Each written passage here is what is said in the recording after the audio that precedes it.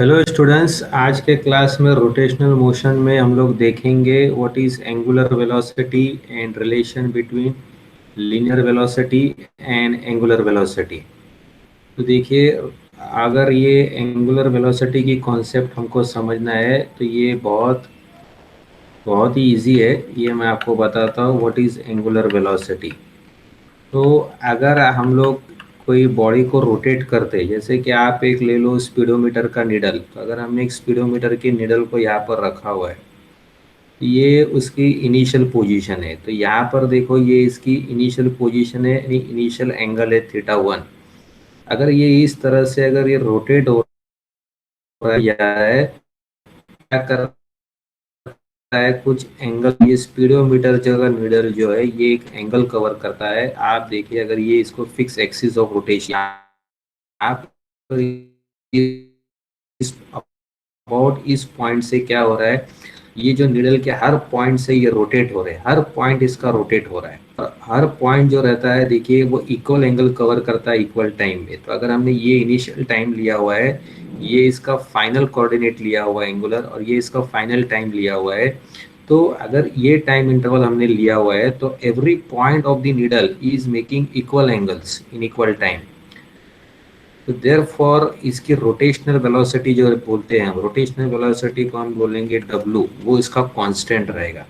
तो अगर हम एवरेज एंगुलर वेलोसिटी निकालते हैं, तो देखिए एवरेज एंगुलर वेलोसिटी इसका कैसे निकलेगा, final angular coordinate minus initial angular coordinate divide by final time minus initial time. और ये आपका एक वेक्टर क्वांटिटी रहेगा। अगर आप चाहते हो कि इस बॉडी को आप रोटेट कर रहे हो एंटी क्लॉकवाइज में, आप थंब रूल का यूज कर सकते हो। तो आपके कर्ल फिंगर्स डिनोट करेंगे इस स्पीडोमीटर के रोटेशंस को, और थंब आपका आउटवर्ड आएगा। अगर आपने एंटी क्लॉकवाइज को पॉजिटिव रखा हुआ है, तो क्लॉकवाइज रोटेशन जो रहेगा आपका नेगेटिव आएगा।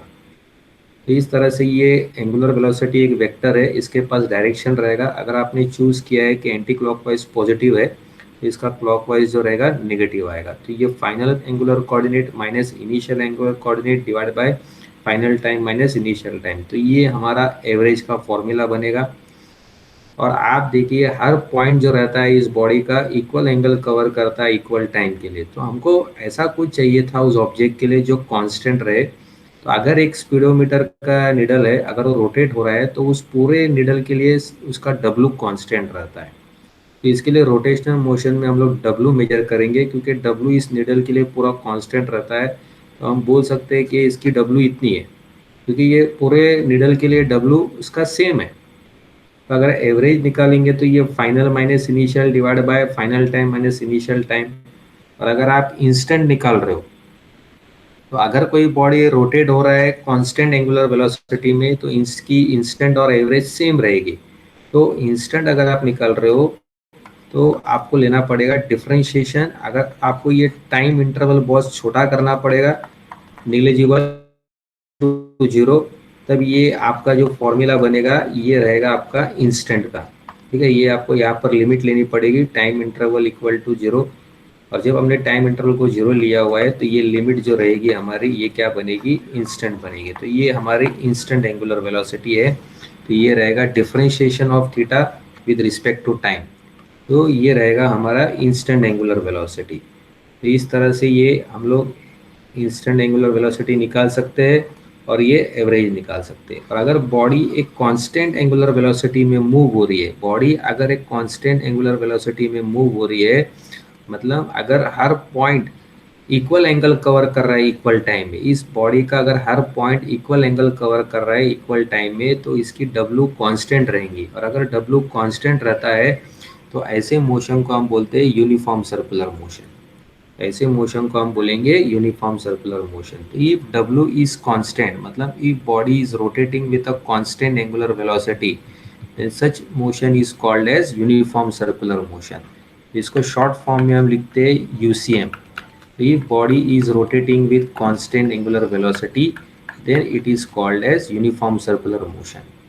if body is rotating with a constant angular velocity, if body is rotating with constant angular velocity, with constant angular velocity, It is called uniform circular motion. It is called uniform circular motion. तो उसके example है, for example second hand needle. Second hand needle आप देखो, उसकी W constant है because it is covering equal angle in equal time. Same way अगर आप ले सकते हो स्पिन मोशन ऑफ द अर्थ, तो वो भी इक्वल एंगल कवर कर रहा है इक्वल इंटरवल ऑफ टाइम में. तो इनके स्पिन मोशन ऑफ अर्थ, तो ऐसे बहुत सारे examples of uniform circular motion. Minute hand है हमारा, आवर्स हैंड है. तो this all bodies are performing uniform circular motion. मतलब वो इक्वल एंगल कवर कर रहे हैं इन इक्वल टाइम में. तो अगर एक कोई ऑब्जेक्ट अगर रोटेट हो रहा है, जैसे ये बॉडी है, ये अगर हम लेते हैं इसको रिजिड बॉडी. रिजिड बॉडी मतलब उसकी डायमेंशन कभी चेंज नहीं होगी. तो अगर आप इसको रोटेट कर रहे हो तो हर पॉइंट जो रहता है उस बॉडी का इक्वल एंगल कवर कर रहा है इक्वल टाइम में. तो इसके लिए उसकी डब्ल्यू कांस्टेंट है. और हम लोग ये जो एंगल है ये हमको मेजर करना है रेडियन में. तो और टाइम हमारा सेकेंड में रहेगा, तो इसकी यूनिट देखो क्या रहेगी, रेडियंस पर सेकेंड. तो रोटेशनल वेलोसिटी इसको बोलते हैं, या तो इसकी यूनिट जो रहेगी वो रहेगी रेडियंस पर सेकेंड. तो इसको रोटेशनल वेलोसिटी या एंगुलर वेलोसिटी कहा जाता है. तो कोई ऑब्जेक्ट अगर रोटेट हो रहा है और वो इक्वल उस बॉडी के हर पॉइंट अगर इक्वल एंगल कवर कर रहे हैं इक्वल टाइम में, तो आप देखिए उसकी डब्ल्यू कांस्टेंट रहेगी. अगर डब्ल्यू उसका कांस्टेंट रहता है तो ऐसे मोशन को हम कहते हैं यूनिफॉर्म सर्कुलर मोशन. और हमने चूज किया है अगर बॉडी एंटी क्लॉकवाइज में रोटेट कर रही है तो हम उसको पॉजिटिव लेंगे.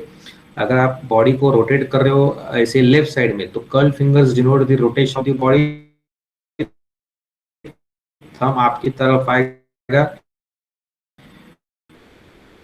तो body will be, it will be having a constant W. That mean लेंगे अगर क्लॉकवाइज रोटेट है तो हम लोग डब्ल्यू नेगेटिव लेंगे. तो ये हमने साइन कन्वेंशन चूज किया है. तो आप आपके हिसाब से कुछ भी साइन कन्वेंशन ले सकते हो. आप रिवर्स भी ले सकते हो साइन कन्वेंशन. रिवर्स का मतलब है अगर आप चूज करते हो कि बॉडी एंटी क्लॉकवाइज में रोटेट हो रही है, आपने उसको नेगेटिव लिया है, तो क्लॉकवाइज को आप पॉजिटिव ले सकते हो. अब आप देखिए मैं बता रहा हूँ यहाँ पर relation between linear velocity and angular velocity. अब ये नेक्स्ट कॉन्सेप्ट हम लोग करेंगे कि what is the relation between linear velocity and angular velocity. So what is the relation between linear velocity and angular velocity? Linear velocity and angular velocity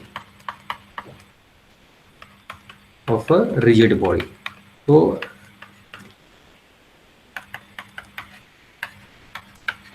तो अगर देखिए, अगर इस स्पीडोमीटर के, मैं फिर से वही एग्जाम्पल में आता हूँ, अगर ये स्पीडोमीटर का ये निडल है और अगर ये रोटेट हो रहा है विथ कांस्टेंट एंगुलर वेलोसिटी, मतलब अगर ये इक्वल एंगल कवर कर रहा है इक्वल टाइम में, लेकिन इसका जो हर पॉइंट का लीनियर वेलोसिटी रहेगा ये अलग रहेगा. क्योंकि ये देखिए लीनियर वेलोसिटी हम कैसे मेजर करेंगे, अगर हमने ये स्टार्टिंग टाइम लिया हुआ है यहाँ पर, ठीक है, इसका वन एंगल है और ये जब ऊपर जाता है तो इसका एंगल कुछ और रहेगा थीटा 2, तब ये टाइम 2 रहेगा. समझो आपने थीटा 1 को 0 सेट किया हुआ है, तो आप देखो ये एंटी क्लॉकवाइज में जा रहा है तो यहाँ पर कुछ एंगल आएगा और यहाँ पर टाइम इंटरवल, तो इक्वल एंगल हो रहा है इक्वल टाइम में, तो इसकी डब्ल्यू कांस्टेंट है.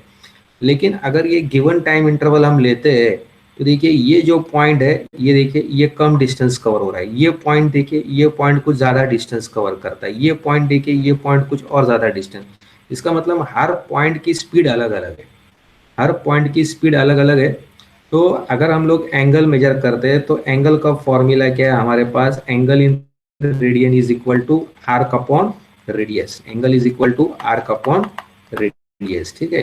तो आप देखिए अभी आर्क का जो फॉर्मूला आएगा, आर्क का फॉर्मूला देखो क्या आएगा, arc is equal to radius into theta. Arc का फॉर्मूला निकालेंगे तो आर्क देखिए आपका क्या आएगा, यहाँ पर रेडियस इंटू थीटा. तो इसका मतलब आप डिस्टेंस ले रहे हो, डिस्टेंस का फॉर्मूला आर्क आप ले रहे हो, आर्क मतलब आपका डिस्टेंस हो गया, distance is equal to radius into theta हो गया, राइट. तो हम इसको आर्क को अगर मैं लेता हूँ यहाँ पर सिम लीजिए और ये थीटा आ जाएगा. अब हम लोग क्या कर रहे हैं, इसको डिफरेंशिएट कर रहे हैं दोनों साइड में. अगर आप इसको दोनों साइड से डिफरेंशिएट कर रहे हो, आप डिफरेंशिएट कर रहे हो विद रिस्पेक्ट टू टाइम. अगर मैं इसको डिफरेंशिएट करता हूँ विद रिस्पेक्ट टू टाइम, तो देखिए यहाँ पर अगर मैं किसी पॉइंट की अगर लीनियर वेलोसिटी निकालता हूँ, तो मान लो अगर मैं ये इस पॉइंट की वेलोसिटी निकाल रहा हूँ, किसी भी पॉइंट की अगर मैं वेलोसिटी निकालता हूँ तो ये देखिए इस पॉइंट की अगर वेलोसिटी मैं निकाल रहा हूँ और इसको डिस्टेंस ले रहा हूँ आर, इस पॉइंट की डिस्टेंस अगर मैंने आर ली हुई है तो इस पॉइंट की जो वेलोसिटी रहेगी मतलब इंस्टेंट वेलोसिटी, आप देखिए यहाँ पर वी रहेगा वो, ठीक है। और ये कांस्टेंट रूल यूज करने पे ये हमारा आर बाहर चला जाएगा, कांस्टेंट रूल यूज करने में हमारा ये आर बाहर चला जाएगा। और आप देखिए यहाँ पर D x upon D T, मतलब इस पॉइंट की मैं वेलोसिटी अगर निकाल रहा हूँ तो D x upon D t मेरा जो रहेगा यहाँ पर ये देखिए ये मेरा क्या रहेगा, यहाँ पर वी रहेगा। और अगर मैं कांस्टेंट रूल यूज करता हूँ तो ये जब ये पॉइंट यहाँ से यहाँ रोटेट हो रहा है, ये पॉइंट जब यहाँ से यहाँ रोटेट हो रहा है तो देखिए इसका आर्क जो है, आर्क ये चेंज होते जा रहा है, एस लेंथ जो है वो चेंज होते जा रहा है और साथ साथ में उसका एंगल भी चेंज हो रहा है। लेकिन ये स्मॉल आर कांस्टेंट है, तो मैं अगर मैं कांस्टेंट रूल यूज करता हूँ तो आर बाहर निकल जाएगा और आप देखिए यहाँ पर क्या आएगा मेरा d theta by d t. And as per definition d theta by d t मेरा क्या है, इंस्टेंट वेलोसिटी है। तो अगर मैं इंस्टेंट वेलोसिटी निकालना चाहता हूँ, इंस्टेंट वेलोसिटी निकालना चाहता हूँ then that is r into omega. तो ये मेरा लीनियर वेलोसिटी है वी, वी मेरा लीनियर वेलोसिटी है यहाँ पर। तो यहाँ पर देखिए ये जो इक्वेशन है इसमें v मेरा क्या बनेगा, यहाँ पर ये v मेरा लीनियर वेलोसिटी बनेगा और r जो रहेगा मेरा डिस्टेंस बनेगा from the centre, from the axis of rotation, distance from centre या और axis of rotation, distance from centre और एक्सिस ऑफ रोटेशन। और W जो रहेगा ये मेरा रहेगा एंगुलर वेलोसिटी या रोटेशनल वेलोसिटी, आप इसको रोटेशनल वेलोसिटी भी बोल सकते हो, एंगुलर वेलोसिटी भी बोल सकते हो। दोबारा मैं बताता हूँ, अगर ये स्पीडोमीटर का निडल देखिए, अगर ये स्पीडोमीटर का निडल आपका रोटेट हो रहा है, अगर ये स्पीडोमीटर का निडल आपका रोटेट हो रहा है तो हर पॉइंट जो रहता है इस निडल का ये इक्वल एंगल कवर कर रहा है इक्वल टाइम में। देखिए हर पॉइंट जो है इसका इक्वल एंगल कवर कर रहा है इक्वल टाइम में, तो इसके लिए इसकी W कांस्टेंट है। लेकिन हर पॉइंट की V अलग क्यों रहेगी, क्योंकि ये अलग डिस्टेंस कवर कर रहा है, ये पॉइंट देखिए कम डिस्टेंस कवर कर रहा है, ये थोड़ा ज्यादा कर रहा है, ये और ज्यादा कर रहा है। तो टिप का पॉइंट जो रहता है ये बहुत ज्यादा डिस्टेंस कवर करता है गिवन इंटरवल ऑफ टाइम में। तो इसके लिए टिप की जो वेलोसिटी रहेगी वो ज्यादा रहेगी, इसकी कम रहेगी, इसकी और कम रहेगी, इसकी कम रहेगी, इसकी जीरो रहेगी। तो हम लोग वेलोसिटी कैसे निकालेंगे, एज पर डेफिनेशन हमने यूज किया है, एंगल अगर हम रेडियन में लेते हैं तो that is arc upon radius. Arc का फॉर्मूला क्या रहेगा, रेडियस इंटू थीटा, ठीक है। अब हम क्या करेंगे, कोई भी एक पॉइंट ले रहे हैं, मान लो मैं ये पॉइंट ले रहा हूँ, इसकी डिस्टेंस स्मॉल आ रही है तो इसका आर्क जो रहेगा इसको अगर मैं एस बोलता हूँ तो आर्क का फॉर्मूला, आर्क जो रहेगा equal to r into theta. आप देखिए जब ये पॉइंट आगे जा रहा है यहाँ से लेके यहाँ तक तो इसका स्मॉल आर बना हुआ है, स्मॉल आर चेंज नहीं हो रहा है, लेकिन इस पॉइंट का देखिए डिस्टेंस वेरिएबल है। अगर डिस्टेंस वेरिएबल है तो साथ में टाइम भी यहाँ पर वेरिएबल है। हाँ, तो जैसे जैसे ये पॉइंट इधर से इधर जा रहा है तो देखिए इसका एंगल और एस वेरिएबल है, मतलब इसका एस और थीटा ये वेरिएबल है। तो ये दोनों हमारे वेरिएबल है, ये दोनों चेंज हो रहे हैं लेकिन आर कांस्टेंट रह रहा है।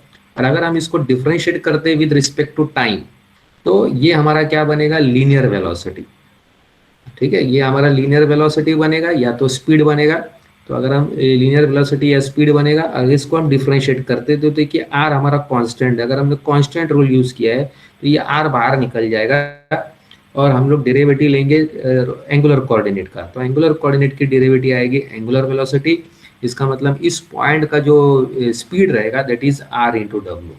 तो क्लियरली आप देख रहे हैं इक्वेशन के अंदर क्या दिया हुआ है, ये आर यहाँ पर लगा हुआ है। तो इसका मतलब जितना पॉइंट दूर रहेगा उतनी उसकी वेलोसिटी या स्पीड जो रहेगी वो ज्यादा रहेगी, क्योंकि वो डिस्टेंस के ऊपर डिपेंड है, डब्ल्यू कांस्टेंट है, ठीक है। अब इसके ऊपर हम लोग यहाँ पर एक प्रॉब्लम करेंगे, ये find the calculate the angular velocity of second hand needle.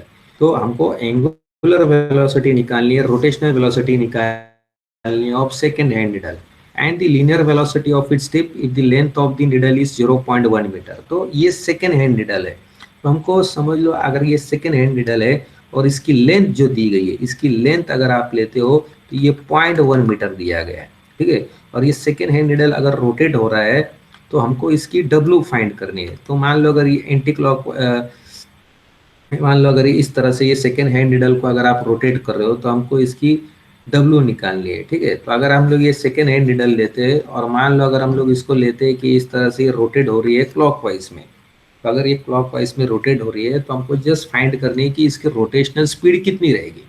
इसकी रोटेशनल स्पीड कितनी रहेगी, तो ये सिंपल पूछा गया है। तो आप जानते हो सेकेंड हैंड निडल जो रहता है वो इक्वल एंगल कवर करता है इक्वल टाइम में। तो सेकेंड हैंड निडल जो रहता है इक्वल एंगल कवर करता है इक्वल टाइम में। तो हम लोग सिंप्लिसिटी के लिए कोई भी आप एक यहाँ पर एक एंगल ले लीजिए। तो हमको इसकी डब्ल्यू फाइंड करनी है। तो हम लोग यहाँ पर सेकेंड हैंड निडल को रखते स्ट्रेट रखते ताकि ये समझ में इजी से आ जाए। तो ये इक्वल टू हमारा 0.1 मीटर रहेगा। और आप इसकी स्टार्टिंग टाइम को हम लोग T1 बोलेंगे, स्टार्टिंग एंगल को θ1 बोलेंगे। आप देखिए कोई भी एक रोटेशन ले लीजिए, मान लो ये इधर से इधर आ गया। अगर ये यहाँ से यहाँ पर आया हुआ है तो अगर मैंने इसको 12 रखा हुआ है तो आगे चल के ये 1 आएगा, यहाँ पर 2 आएगा, 3 आ जाएगा। जब ये 3 पे आ जाएगा तब इसने एंगल जो कवर किया रहेगा इन रेडियंस, आप देखिए π/2 आएगा क्योंकि 90 डिग्री रहेगा।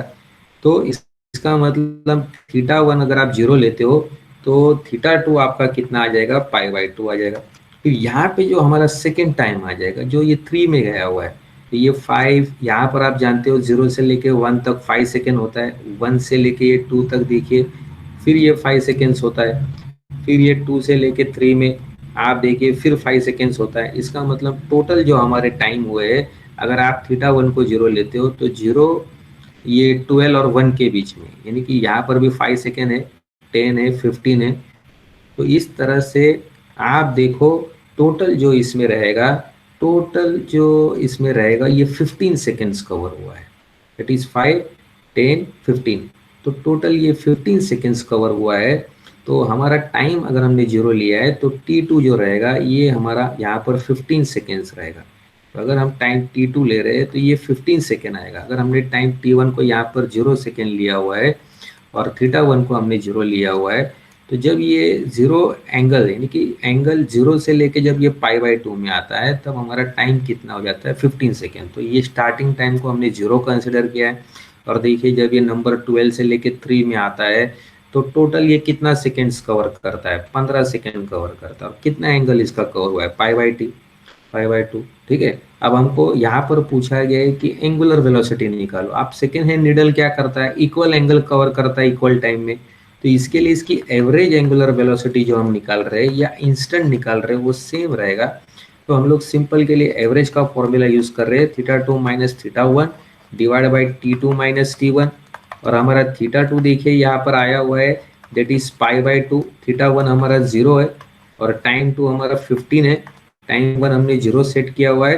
तो ये आएगा हमारा π/30 रेडियंस पर सेकेंड। तो इस तरह से हमने W निकाला हुआ है सेकेंड हैंड निडल का। अब हमको फाइंड करना है स्पीड ऑफ द टिप। तो स्पीड ऑफ द टिप निकालने के लिए हम फॉर्मूला यूज करेंगे। इसकी स्पीड जो रहता है वो किसके ऊपर डिपेंड रहेगा, ये जो एक्स सेंटर से लेके जो डिस्टेंस रहेगा यानी एक्सिस ऑफ रोटेशन से लेके जो डिस्टेंस रहेगा उसको आपको मल्टीप्लाई करना है W से। और यहाँ पर जो ये जो डिस्टेंस है ये हमारा L बनेगा, यानी कि पूरी निडल की लेंथ बनेगी और मल्टीप्लाई बाय W। और निडल की लेंथ हमको दी गई है 0.1, तो 0.1 को हम मल्टीप्लाई किससे करेंगे, दैट इज π/30।